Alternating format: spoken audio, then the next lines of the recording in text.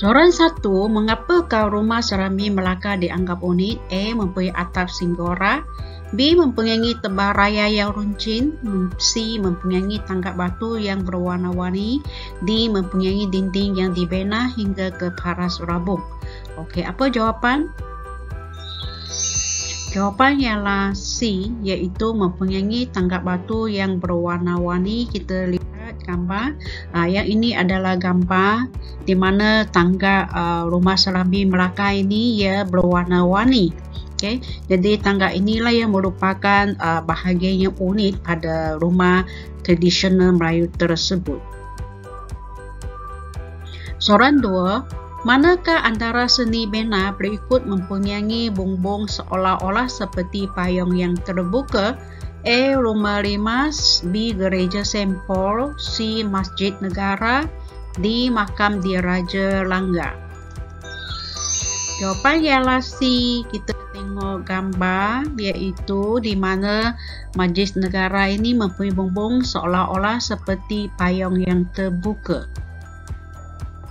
Manakah antara ciri berikut membezakan sesebuah rumah tradisional? Sama ada dinding ke, tebal layar ke, jumlah tiang ataupun bentuk bumbung? Jawapan ialah D, iaitu 3 dan 4, iaitu jumlah tiang dan juga bentuk bumbung. Okay, tengok gambar raja ni, bumbung dan juga tiang inilah yang membezakan rumah tradisional Melayu. Soalan 4. Apakah motif yang paling ketara terdapat di dalam seni ukiran hiasan pada seni bina rumah Melayu tradisional? Sama ada organik, motif flora, motif fauna ataupun geometrika? Jawapan ialah B, iaitu motif flora. Ini adalah contoh motif flora yang diaplikasikan dalam seni ukiran. Soalan 5. Tokong San Potong merupakan tokong gua tertua di negeri Perak. Pilih pernyataan yang betul berkaitan dengan ciri-ciri tokong tersebut. A. Dibina di Kampung Jambu Kelantan. Betul atau tidak? Mempunyai patung yang terbesar di dunia. Nombor 3. Mempunyai kolam yang mempunyai konsep Jepun di laman hadapan ataupun di dalam gua terdapat arca Buddha. Okey.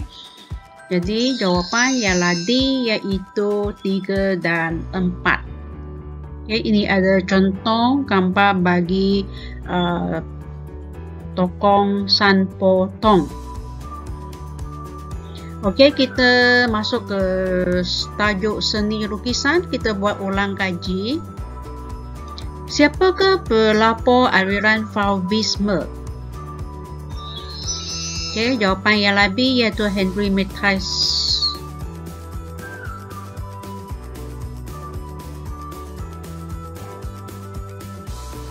Nombor 2, alat dan media ini tidak sesuai jika digunakan untuk mengaplikasikan teknik puntillism dalam seni lukisan. A. Pen. B. Dakwat dan berus. C. Pen teknikal. D. Dan pen marker. Biasanya untuk aplikasikan teknik puntillism kita menggunakan alat melukis ataupun alat yang tajam dan halus. Okay. Jadi jawapan ialah B, iaitu dakwat dan berus tidak sesuai. Seterusnya, antara berikut yang manakah satu terangkan lukisan? Okay. Pertama, idea dan bentuk diolah menggunakan garisan dan ton. B. Merupakan proses awal sebelum lakaran. C. Menggunakan pigmen warna cecair. D. Tidak menggunakan warna kering. Jawapan ialah B, iaitu merupakan proses awal sebelum lakaran. Soalan 4 berbunyi seperti berikut. Teliti seni lukisan barat. Seni lukisan ini menunjukkan aliran apa? Kita kajikan karya tersebut, iaitu karya yang hasil daripada cantuman cube, iaitu mempunyai sata-sata tertentu. Jadi dengan ada ciri-ciri tersebut, kita kategori sebagai lukisan aliran Cubisme.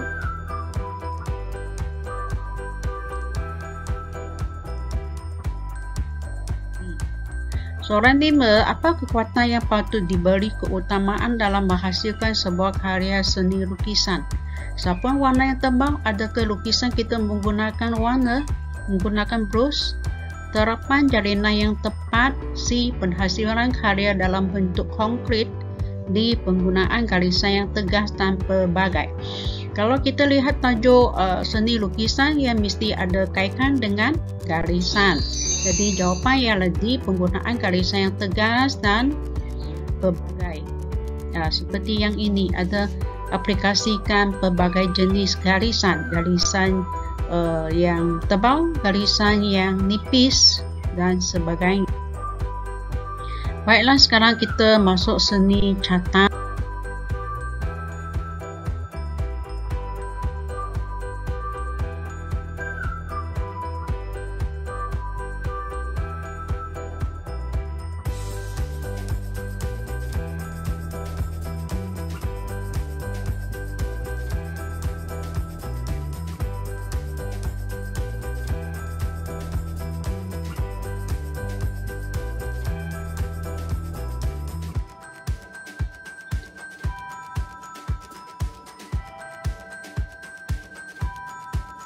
Soalan 2.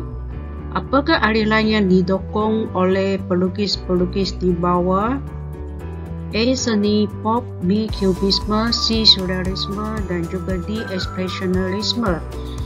Karya ini dilukis di dalam keadaan yang separuh sedar ataupun seolah-olah dalam mimpi. Jadi ciri-ciri karya tersebut dikategori sebagai aliran surrealisme. Jawapan ialah C. Soalan 3. Di manakah pusat gerakan aliran expressionisme abstrak? Kita lihat nota di bawah. Expressionisme abstrak adalah pasca Perang Dunia Kedua.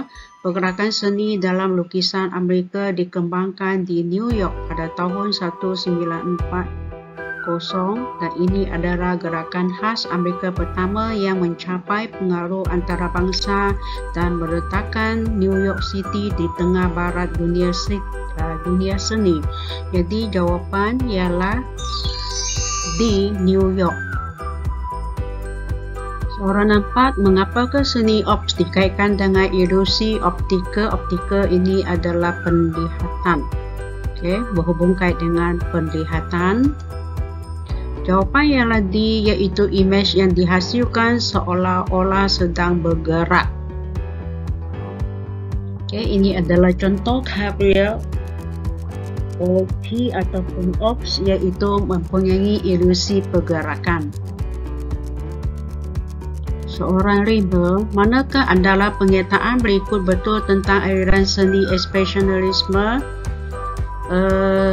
Biasanya seni expressionisme ini adalah olahan karya menggambarkan kegelisahan dan kecelaruan, tidak mempunyai objek-objek yang detail, di mana pelukis itu ataupun pengkarya dia biasanya menghasilkan lukisan secara spontan dan juga sapuan warna yang cepat.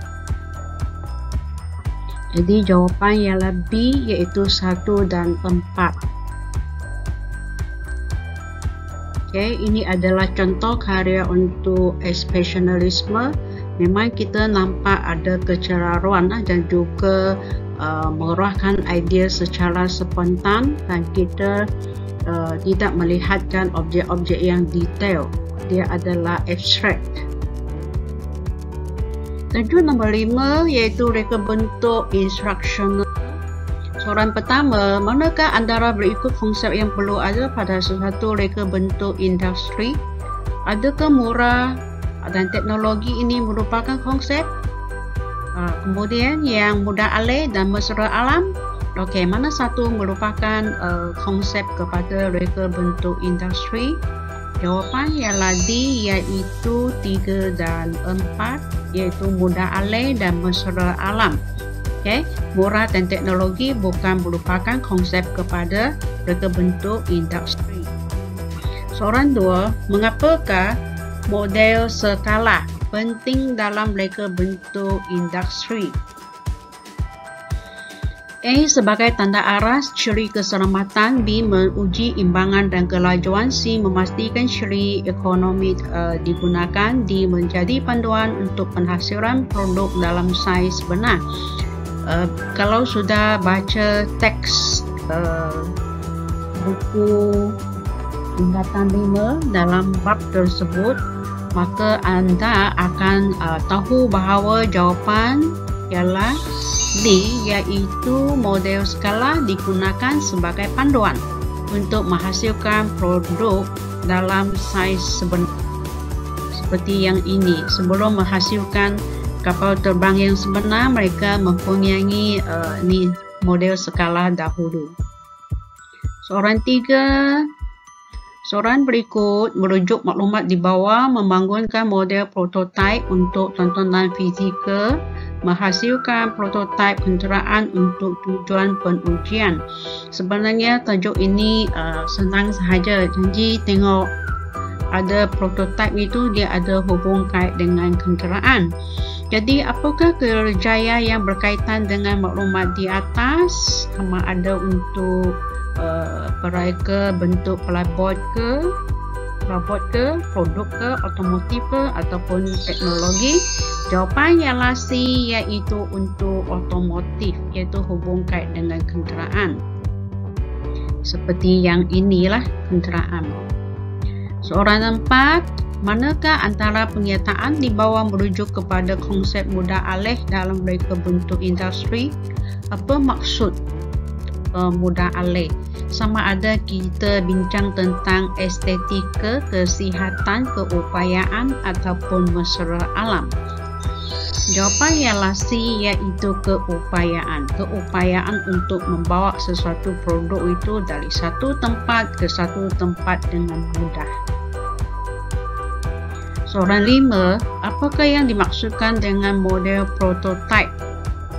Produk lama ataupun proses membuat produk, pengeluaran produk yang banyak ataupun produk contoh yang hampir menyerupai produk sebenar. Jawapan ialah D, iaitu produk contoh yang hampir menyerupai produk yang sebenar. Okey, kita lihat tajuk terakhir iaitu seni batik. Soalan 1, dama perlu dimasukkan ke dalam campuran lilin semasa proses menghasilkan batik janting. Jadi mengapa proses di atas dilakukan? Adakah kerana mau lilin itu supaya cepat panas? B, agar cantuman lilin lebih tepat. C, untuk menghasilkan bau yang harum. D, untuk memudahkan proses menjanting. Dama ni dicampurkan dalam lilin. Jadi fungsinya ialah untuk memudahkan proses menjanting, sebab bila dicampur dengan dama, di mana lilin itu tidak cepat patah ataupun dia cepat retak semasa kita menjanting. Soalan 2, motif pucuk rebung sering digunakan sebagai reka retak seni rakam hias batik. Pada bahagian manakah motif tersebut digunakan? Iaitu A, kaki kain, B, badan kain, C, kepala kain ataupun pengapit kepala kain. Okey, biasanya yang motif pucuk rebung ini kita letak di bahagian kepala kain. Soalan 3, pernyataan yang manakah menerangkan tentang batik perangi? A, blok ialah alat yang penting. Okey, adakah batik perangi ini menggunakan blok? Okey, dan juga B, pewarna disapu menggunakan skuji. C, corak dilukis menggunakan jantin dan lilin. Dan D, kemahiran mengikat menghasilkan corak yang menarik. Apa jawapan? Jawapan ialah D, iaitu batik perangi memang kita menggunakan kemahiran mengikat menghasilkan corak yang menarik. Nombor 4, manakah antara berikut merupakan alat dan bahan yang digunakan untuk menghasilkan batik skrin? Okay. Lilin dan janting, guri dan pewarna, pembidang dan emulsi foto, D, soda ash dan blok cetakan. Untuk batik screen biasanya kita gunakan pemidang dan kita juga gunakan emulsi foto. Jawapan ialah C. Soalan 5. Apakah motif yang menghiasi latar bahagian badan kain? Isian, kijang, pucuk rebung, megah, mendung. Okey, kita tengok jawapan ialah A. Kita tengok gambar raja ini. Kita lihat ada badan kain, ada gigi kain, kita ada kepala kain, kita ada gunung kain, kita ada api kiri dan api kanan, tetapi latar ini biasanya boleh diisi dengan isin untuk melengkapkan karya batik tersebut. Maka tamatlah, seorang jumpa pada video akan datang.